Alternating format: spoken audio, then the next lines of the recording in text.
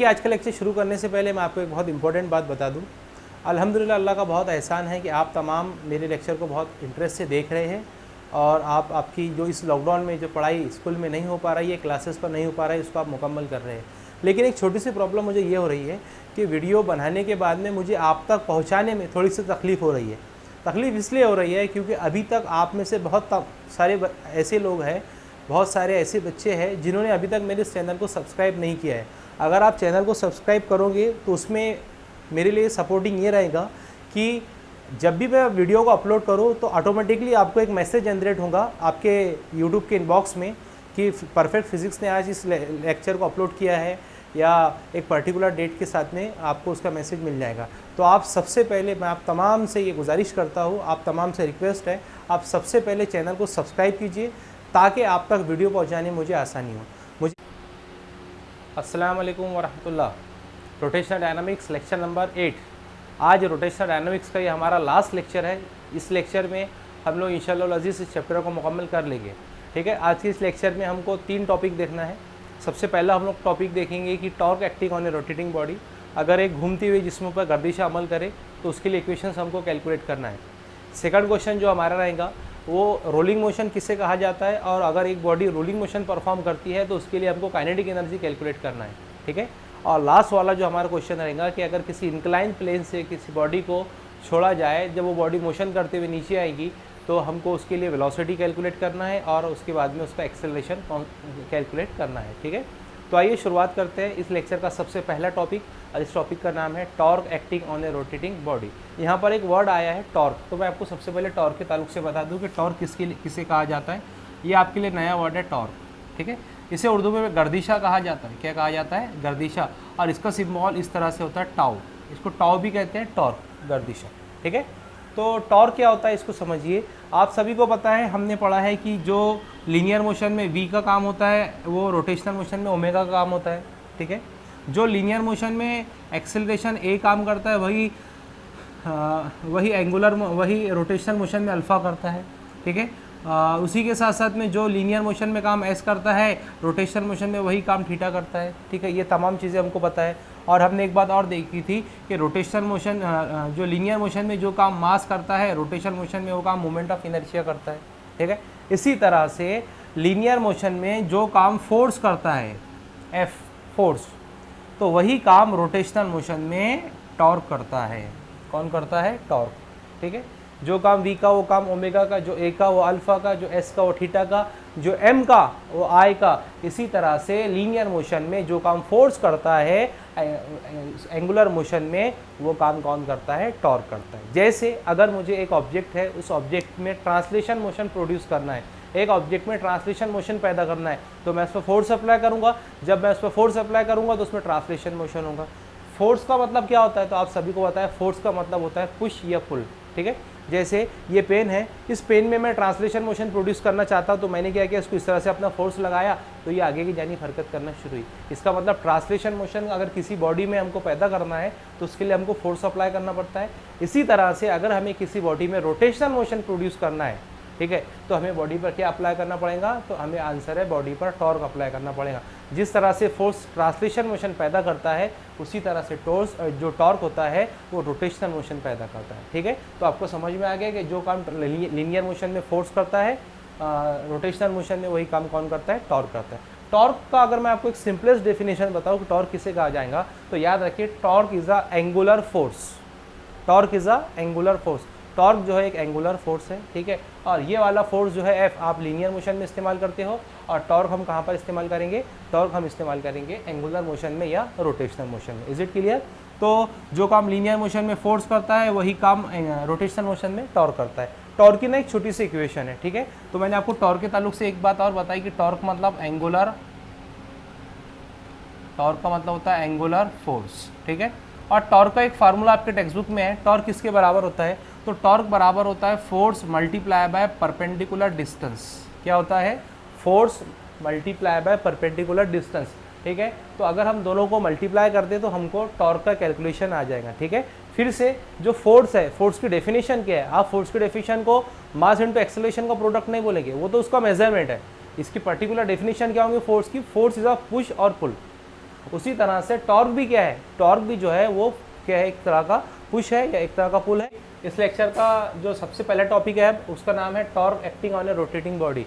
सवाल किस तरह से आता है एग्जाम में, सवाल इस तरह से आता है कि एक गर्दिशी हरकत अंजाम दे रहे जिस्म पर अमल करने वाला गर्दिशा मालूम कीजिए। ठीक है, अगर एक बॉडी है जो रोटेशनल मोशन परफॉर्म कर रही है तो उस बॉडी पर जो एंगुलर फोर्स अप्लाई होता है वो एंगुलर फोर्स आपको कैलकुलेट करना है। मतलब हमको यहाँ पर क्या कैलकुलेट करना है, तो आंसर है हमको यहाँ पर एक टॉर्क कैलकुलेट करना है। ठीक है, आइए हम देखते हैं कि टॉर्क कैसे कैलकुलेट होगा।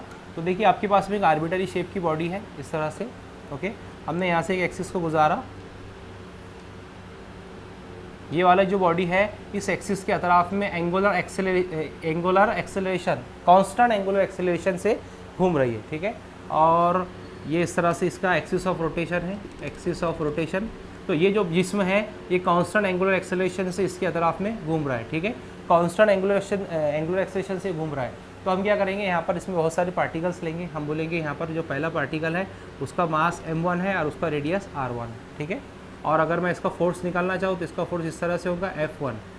इसी के साथ साथ एक दूसरा पार्टिकल लेते हैं, इसका रेडियस R2 है और इसका मास m2 है, इसका फोर्स इस तरह से होगा F2। ठीक है, तो हम इसमें n पार्टिकल लेते हैं जिसका रेडियस Rn है और इसका मास Mn है और इसके ऊपर जो फोर्स होगा वो Fn अमल कर रहा है। ठीक है, एक इक्वेशन हम सभी को पता है, हम जानते हैं A बराबर होता है R अल्फ़ा के। किसके होता है, A बराबर R अल्फ़ा।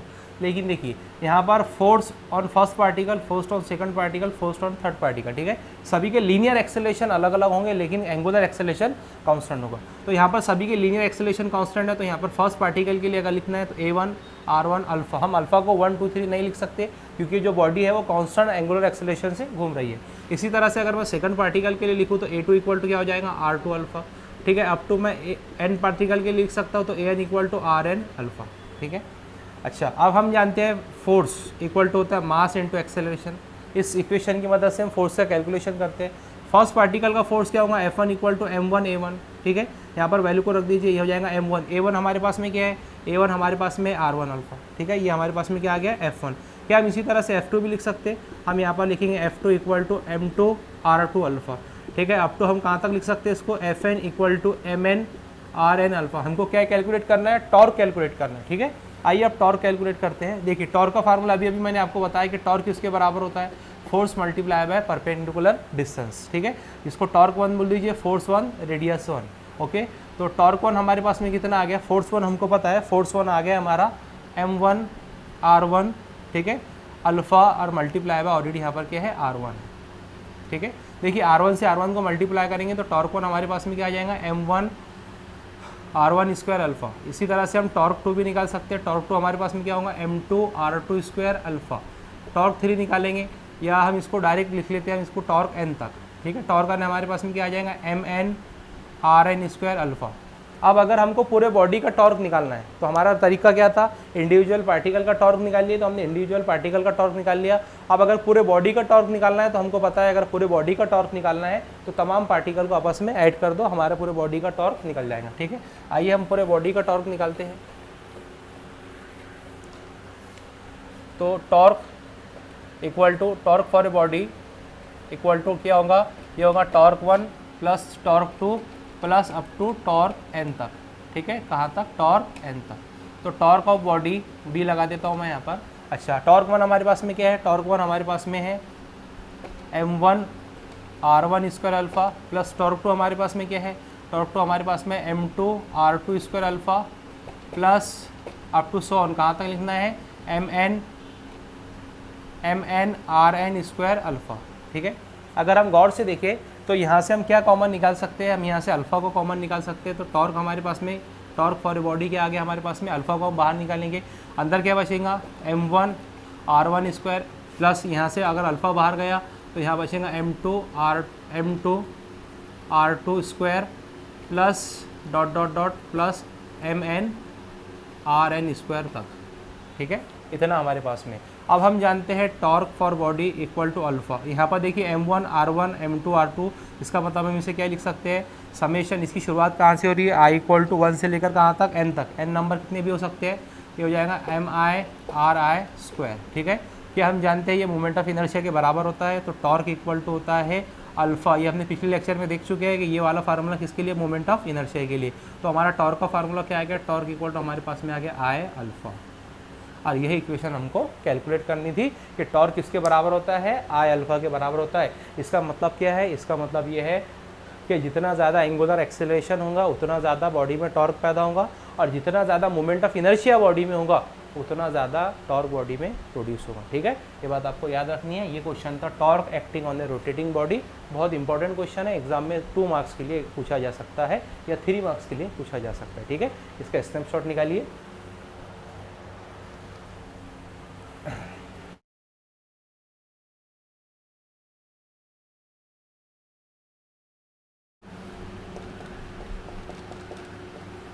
रोलिंग मोशन, ठीक है, इंपॉर्टेंट क्वेश्चन है, बच्चों को बहुत ज़्यादा कंफ्यूज होता है, बहुत बड़ा इसका डिस्क्रिप्शन टेक्स्ट बुक में दिया गया है और बहुत बड़ा मेथड इसको सॉल्व करने के लिए बहुत बड़ा सा तरीका है, लेकिन मैं आपको बहुत शॉर्ट ट्रिक में इसका आंसर समझा दूंगा। तो देखिए रोलिंग मोशन किसे कहा जाता है। रोलिंग मोशन से मुराद ये है कि एक ऑब्जेक्ट है, जैसे आपके पास में साइकिल है, आपने देखा है साइकिल हमारे एक पर्टिकुलर प्लेस पर स्टैंड पर खड़ी थी, तो सब कुछ बराबर था। हमने क्या किया, उस स्टैंड पर साइकिल को चलाया। जब साइकिल को उस स्टैंड पर चलाया तो हम ये देखेंगे साइकिल आगे नहीं बढ़ेंगी, साइकिल वहीं पर अपने पर्टिकुलर प्लेस पर घूमेगी। इसका मतलब साइकिल की मोशन, कौन सी मोशन होने वाली है अभी, तो आंसर है रोटेशनल मोशन। लेकिन अब क्या हुआ, हमने साइकिल को स्टैंड से निकाला और साइकिल को आगे चलाने लगे, हमारा हमने फोर्स अप्लाई किया। जैसे हमने फोर्स अप्लाई किया हमने ये देखा कि हमारी साइकिल आगे चल रही है। तो जब साइकिल आगे चलती है, ठीक है, तो साइकिल में रोलिंग मोशन होता है। रोलिंग मोशन कैसे होता है, rolling motion is a combination of 2 motion, 2 motion का कॉम्बिनेशन होता है। एक तो बॉडी इसमें ट्रांसलेट भी होती है, जैसे आप एक पर्टिकुलर प्लेस पर खड़े तो आपने साइकिल को चलाना शुरू किया, तो आप एक प्लेस से दूसरी प्लेस पर गए, आपने आपका प्लेस भी चेंज किया, तो बॉडी आपकी ट्रांसलेट हुई। बॉडी का ट्रांसलेट होना मतलब प्लेस का चेंज होना, ठीक है। और उसी के साथ साथ में साइकिल का जो व्हील है वो रोटेशनल मोशन परफॉर्म कर रहा है, क्योंकि आप सभी को पता है कि अगर कोई ऑब्जेक्ट सर्कुलर पाथ में घूमता है तो उसको रोटेशनल मोशन बोलते हैं, और रोटेटिंग बॉडी का जो हर पार्टिकल होता है सर्कुलर मोशन परफॉर्म करता है ना। तो जब साइकिल को हमने चलाया तो हमने ये देखा कि साइकिल जब एक जगह से दूसरी जगह गई तो उसमें ट्रांसलेशन मोशन भी हुआ, वो एक जगह से दूसरी जगह गया, और उसमें रोटेशनल मोशन भी हुआ, क्योंकि उसकी जो व्हील्स है, जो उसके साइकिल के टायर है वो घूमने लगे। तो ये इस किस्म की मोशन को कहा जाता है रोलिंग मोशन। ऐसी मोशन जिसमें ट्रांसलेशन मोशन और रोटेशनल मोशन हो। एक बहुत इंपॉर्टेंट बात है वो समझिए इसके ताल्लुक से क्या है। जैसे आपके पास में साइकिल का ऐसे व्हील है, ठीक है, हमने क्या किया, इस पर फोर्स अप्लाई किया इस तरह से, तो हमने क्या देखा, ये इसका सेंटर ऑफ मास है, ये बॉडी ऐसे इस तरह से घूमते हुए इस प्लेस पर आ गई, ठीक है। तो हमने बोला हम यहाँ पे पार्टिकल ले लेंगे, पॉइंट ए और पॉइंट बी। हमने ये देखा कि जब ये रोलिंग मोशन परफॉर्म करते हुए गई तो इसमें ट्रांसलेशन मोशन भी हुआ, ट्रांसलेशन मोशन, और उसी के साथ साथ में इसमें ये गोल घूमते हुए गई तो इसमें कौन सा मोशन हुआ, तो इसमें हुआ रोटेशनल मोशन, ठीक है। तो जब किसी ऑब्जेक्ट में ट्रांसलेशन मोशन और रोटेशनल मोशन एक साथ हो तो इस किस्म के मोशन को बोलेंगे रोलिंग मोशन। इधर ज़रा देखिए कि यहाँ पर हमने 2 पॉइंट लिए, पॉइंट ए और बी। हमने बोला कि ये कांस्टेंट एंगुलर वेलोसिटी से घूमते हुए इस पॉइंट पर चलेगी। तो यहाँ पर एक बड़ी खास बात है, वो खास बात ये है कि ये जब ऑब्जेक्ट घूमते हुए जाता है तो आप ये देखेंगे कि इस शक्ल में भी जो सेंटर ऑफ मास है वो सेंटर पर ही है, और इस शक्ल में भी सेंटर ऑफ मास सेंटर पर ही है। इसकी जो पोजीशन है वो चेंज नहीं हुई। इसका मतलब क्या है, इसका मतलब अगर मैं मिला दूँ तो मैं बोलूँगा ये जो डिस्टेंस है डिस्टेंस एक्स है। इसका मतलब यहाँ पर ट्रांसलेशन मोशन जो हुआ है किसके ज़रिए हुआ है, तो उसका आंसर है ट्रांसलेशन मोशन जो होता है वो सेंटर ऑफ मास के ज़रिए होता है, ठीक है। देखिए इसके प्लेस चेंज हुई, ये अपने पर्टिकुलर प्लेस पर है लेकिन एक जगह से दूसरी जगह चले गए। पहले भी ये सेंटर पर था, सेंटर ऑफ मास, और अभी भी सेंटर पर ही है, लेकिन क्या हुआ, ये सिर्फ एक जगह से दूसरी जगह गया। तो इसका मतलब ये हुआ कि जब बॉडी रोलिंग मोशन अंजाम देती है तो जो इसका सेंटर ऑफ मास होता है वो ट्रांसलेशन मोशन परफॉर्म करता है, और हो सकता है कि ये पॉइंट यहाँ पर आ जाए, ये पॉइंट यहाँ पर आ जाए, ठीक है। और जो तमाम बॉडी के जो पार्टिकल्स होते हैं वो रोटेशनल मोशन परफॉर्म करते हैं। तो अगर किसी ऑब्जेक्ट में ट्रांसलेशन मोशन और रोटेशनल मोशन एक साथ हो तो इस किस्म की मोशन को कहा जाता है रोलिंग मोशन। अब बहुत इंपॉर्टेंट रिलेशन है जो हमको कैलकुलेट करना है, वो है kinetic energy of A rolling body. अगर एक बॉडी रोलिंग मोशन परफॉर्म कर रही है तो उसके लिए हमको काइनेटिक एनर्जी परफॉर्म करना है। अभी तक आपने सिर्फ साइकिल चलाई है, बाइक चलाई है, हमने ये देखा है कि आप बाइक से, साइकिल से एक जगह से दूसरी जगह जाते हैं, लेकिन कभी भी किसी ने ये गौर नहीं किया कि इसके लिए काइनेटिक एनर्जी क्या होगी। तो आइए आज हम काइनेटिक एनर्जी को कैलकुलेट करते हैं, ठीक है। तो देखिए इसका काम अभी हो चुका है, मैं इसको मिटा देता हूँ। हाँ, तो हमारा कैलकुलेशन क्या है, हमारा कैलकुलेशन ये है कि kinetic energy of A rolling body, एक बॉडी है जो रोलिंग मोशन परफॉर्म कर रही है, तो उसको हमको क्या निकालना है, काइनेटिक एनर्जी कैलकुलेट करना है। ठीक है, तो देखिए काइनेटिक एनर्जी कैसे निकालेंगे हम, kinetic energy for a rolling, यहाँ आर लगा देता हूँ मैं। अच्छा, जब कोई बॉडी रोलिंग मोशन परफॉर्म करती है तो उसमें ट्रांसलेशन मोशन और रोटेशनल मोशन दोनों होता है। तो kinetic energy for rolling motion क्या होगा, ये होगा आपके पास में kinetic energy for translation plus kinetic energy for A rotation. ठीक है, देखिए ट्रांसलेशन मोशन और रोटेशनल मोशन का कॉम्बिनेशन क्या होगा आपके पास में, रोलिंग मोशन। ओके, तो यहाँ पर मैं इधर लिख लेता हूँ इसको बराबर, kinetic energy for a rolling motion equal to kinetic energy translation motion में क्या होती है, तो आप सभी को पता है हाफ mv²। ठीक है, plus kinetic energy rotational motion में क्या होती है, हमने पिछले लेक्चर में कैलकुलेट किया था, आपने देख लेना लेक्चर को पलटाकर, कि हाफ I ω²। आपको याद था, मैंने बताया था जो काम v का वो काम ओमेगा का, जो काम m का वो काम I का, तो वहाँ से हमने इक्वेशन को कैलकुलेट किया था। ठीक है, अब देखिए टेक्स्ट बुक में थोड़ा अलग मेथड है, मैं आपको एक सिंपलेस्ट तरीका बताता हूँ। आपको करना क्या है, कुछ भी नहीं करना है, सिर्फ दो बातें यहाँ पर याद करनी है। सबसे पहली बात यह है कि आपको मैंने रेडियस ऑफ गायरेशन पढ़ाया था, उसका फार्मूला क्या था, हम जानते हैं I बराबर होता है mk²। ठीक है, ये फार्मूला आप सभी को पता है, रेडियस ऑफ गायरेशन। इसी के साथ साथ में एक general formula v equal to r omega, ये तो हमने बहुत बार इस्तेमाल किया है। यहाँ से हम क्या निकाल सकते हैं, ओमेगा इक्वल टू क्या हो जाएगा, v/r। बस इन दोनों इक्वेशन को उठाकर यहाँ रख दीजिए, आपको क्वेश्चन सॉल्व। देखिए कैसे सॉल्व होगा, ये हो जाएगा आपके पास में हाफ mv², ये तो हम इसको छेड़ेंगे नहीं, इसको एज इट इज रहने देंगे, प्लस हाफ, अब हमारे पास में I किसके बराबर है, तो I हमारे पास में है mk²। ठीक है, इनटू ओमेगा किसके बराबर है, ओमेगा तो v/r के बराबर है, तो ये हो जाएगा आपके पास में, मैं डायरेक्ट स्टेप लिख रहा हूँ यहाँ पर, ये हो जाएगा आपके पास में v²/r²। अब पूरे इक्वेशन को गौर से देखो, पूरे इक्वेशन को गौर से देखो और गौर से देख के बताओ कि यहाँ से हम क्या कांस्टेंट निकाल सकते हैं। तो देखिए यहाँ से क्या कांस्टेंट निकलेगा, तो kinetic energy for a rolling body equal to यहाँ से निकलेगा हाफ mv²। देखिए यहाँ से हम क्या निकाले, हाफ mv² निकाले, मैं आपको बताता। यहाँ से अगर हाफ mv चले गए तो यहाँ पर क्या बचेगा, यहाँ पर बचेगा 1 प्लस, यहाँ से हाफ भी बाहर गया, m भी बाहर गया और v² भी बाहर गया, तो क्या बचा यहाँ पर k²/r²। तो यहाँ पर बचा k²/r²। ठीक है, और यही तो हमको इक्वेशन कैलकुलेट करनी है। Kinetic energy for a rolling body क्या आ गया, हाफ mv² 1 प्लस k²/r²। ठीक है, तो ये था आपका ट्रांसलेशन। अगर कोई बॉडी ट्रांसलेशन मोशन और रोटेशन मोशन एक साथ परफॉर्म करती है तो उसका रोलिंग मोशन, अगर उसे रोलिंग मोशन कहते हैं, तो रोलिंग मोशन की काइनेटिक एनर्जी हमारे पास में क्या आ गई, तो मैं यहाँ पर लिख लेता हूँ इसको, kinetic energy for a rolling body,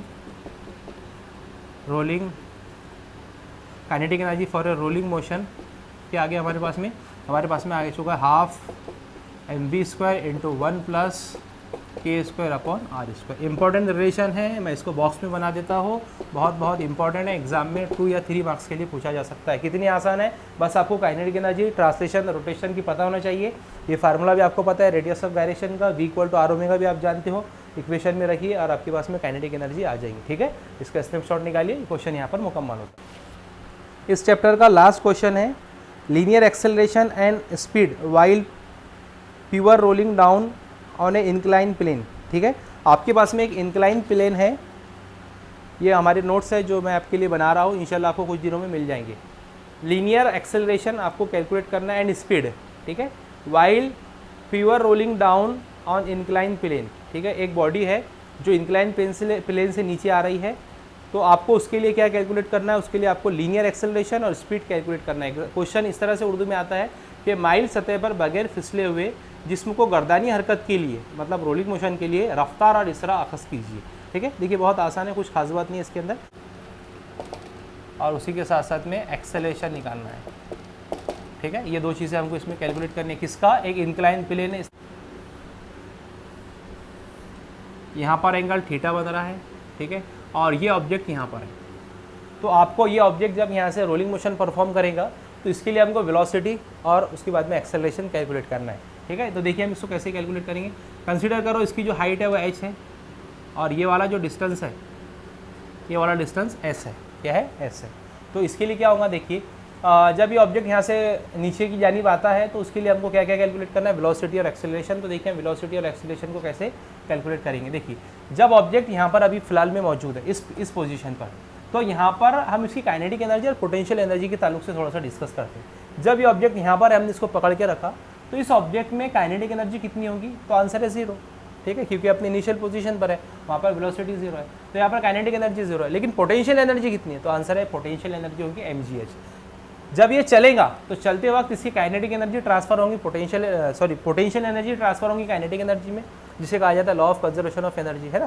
तो क्या होगा कि ये पोटेंशियल एनर्जी कन्वर्ट होगी काइनेटिक एनर्जी। इसका मतलब ये है कि जब ये मैं इसको यहाँ से पकड़ के छोड़ूँ तो क्या होगा, उस वक्त ये होगा कि ये होगा लॉस इन पोटेंशियल एनर्जी, है ना। जब मैं इसको यहाँ से पकड़ के छोड़ूंगा तो धीरे धीरे इसकी पोटेंशियल एनर्जी कम होगी, लेकिन इधर क्या होगा, गेन इन काइनेटिक एनर्जी। बात समझ में आ रही, यहाँ पर पकड़ के रखा तो काइनेटिक एनर्जी 0 है, पोटेंशियल एनर्जी mgh है, लेकिन हमने जैसे इसको यहाँ से छोड़ा तो हम क्या देखेंगे कि loss in kinetic energy, potential energy, धीरे धीरे इसकी पोटेंशियल एनर्जी कम होगी, लेकिन गेन इन काइनेटिक एनर्जी में इजाफा होगा, इसीलिए तो चलेगा। ठीक है, काइनेटिक एनर्जी का पोटेंशियल एनर्जी का फार्मूला हम सभी को पता है, क्या होता है mgh। काइनेटिक एनर्जी का फार्मूला क्या होता है, हाँ देखिए, अब यहाँ पर हम कौन से काइनेटिक एनर्जी का फार्मूला इस्तेमाल करेंगे, तो अभी आपको याद है कि ये बॉडी है, ठीक है, जब ये मोशन परफॉर्म करेंगी तो इसकी रोलिंग मोशन है, तो रोलिंग मोशन की काइनेटिक एनर्जी हमको निकालना है, जो हमने अभी कैलकुलेट की थी, वो क्या थी, हाफ mv का square 1 + k square divided by r square. मुझे ऐसी उम्मीद है आपको याद होगा, अभी हमने कैलकुलेट किया था। देखिए यहाँ से m और m कैंसिल हो जाएगा, 2 को उधर लेके चल जाओ, ये हो जाएगा आपके पास में 2gh = v square into 1 + k square upon r square. ठीक है, हमको वेलोसिटी कैलकुलेट करना है, इस पूरे फिक्रे को इधर लेके आ जाओ, आपके पास में वेलोसिटी निकल जाएंगी। यह भी मल्टीप्लाई में जब इधर आएगा तो डिवाइडेशन में हो जाएगा, ये हो जाएगा आपके पास में 2gh divided by 1 + k square divided by r square equal to v का स्क्वायर। इसका मतलब अगर मुझे v निकालना है तो मैं इसका स्क्वायर निकाल लूँगा और इस सबको स्क्वायर में ले लूँगा। ये आपके पास में आ गई वेलोसिटी। ठीक है, वेलोसिटी क्या आ गई, रोलिंग मोशन की √2gh divided by 1 + k square upon r square. पहले हमने काइनेटिक एनर्जी निकाला रोलिंग बॉडी की, और अब यहाँ से क्या किया कि जब इस इंक्लाइन प्लेन से अगर किसी ऑब्जेक्ट को हम मोशन में लाए तो हमको उसके लिए क्या निकालना था, वेलोसिटी। हमने वेलोसिटी कितनी निकाली, √2gh upon 1 + k square upon r square. ये आ गया वेलोसिटी। अब एक लास्ट क्वेश्चन है इसका, उसके बाद में आपका चैप्टर मुकम्मल हो जाएगा। ठीक है, देखिए अब क्या निकालना है हमको, अब हमको निकालना है एक्सेलरेशन। क्या निकालना है, एक्सेलरेशन। आइए एक्सेलरेशन को कैलकुलेट करते हैं, एक्सेलरेशन कैसे निकलेगा। देखिए, क्या मैं जानता हूँ v स्क्वायर इक्वल टू होता है u स्क्वायर + 2as। ये इक्वेशन हम क्यों इस्तेमाल कर रहे हैं, क्योंकि हमको यहाँ पर एक्सेलरेशन निकालना है, इसमें एक्सेलरेशन का यूज़ है। हम जानते हैं कि जब बॉडी इस मुकाम पर होगी तो इनिशियल पोजीशन पर हमेशा इनिशियल वेलोसिटी 0 होती है, मतलब ये यहाँ से कैंसिल हो जाएगा, क्या बचेगा, v square equal to 2as। हमको एक्सेलरेशन निकालना है, तो देखिए हम एक्सेलरेशन कैसे कैलकुलेट करेंगे। पहले v स्क्वायर हमारे पास में क्या है, तो ये देखिए ये v है हमारे पास में, हमको इसका स्क्वायर चाहिए तो इसका अंडर रूट निकाल दो, है ना, ये v स्क्वायर आ जाएगा हमारे पास में।